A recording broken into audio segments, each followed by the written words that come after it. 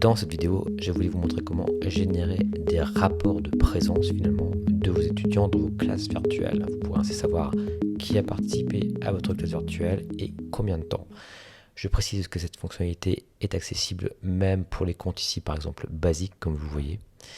Et tout simplement pour y accéder, cela se fait directement dans la partie ici quand on voit rapport. Donc je clique ici dans rapport. Et je vais avoir ici deux types de rapports et dans mon cas, eh bien, ce sera l'utilisation qui va m'intéresser. Comme vous allez le voir, je vais cliquer directement dans la partie utilisation. Ici, eh bien, comme je le constate, j'ai fait donc une réunion qui porte simplement le nom Ma Réunion et donc sous une licence encore une fois qui était basique. Et je vais pouvoir retrouver ici eh bien, le rapport de cette réunion. Je vois qu'ici par exemple, eh bien, la réunion a duré 35 minutes, ou la classe virtuelle, je pourrais dire, et qu'il y a eu 4 participants donc en tout dans cette classe virtuelle.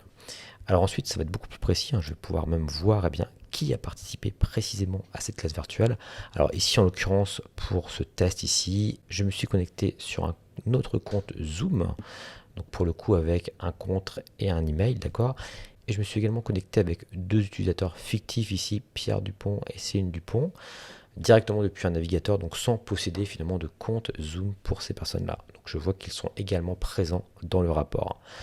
Alors qu'est-ce que je vais également pouvoir voir dans ce rapport? Bien évidemment la durée pendant laquelle eh bien, ces personnes sont restées dans cette classe virtuelle. Ici, je vois en l'occurrence Julien Maurice, ici IMT, eh bien 31 minutes, et Céline Dupont, eh bien 29 minutes. Donc on va pouvoir comme ça voir eh bien, si les personnes ont été assidues également durant la classe virtuelle. Donc je trouve ça très intéressant. Et enfin, dernière fonctionnalité que je vais vous montrer, eh bien c'est la possibilité d'exporter donc ces données. Je clique simplement ici sur exporter.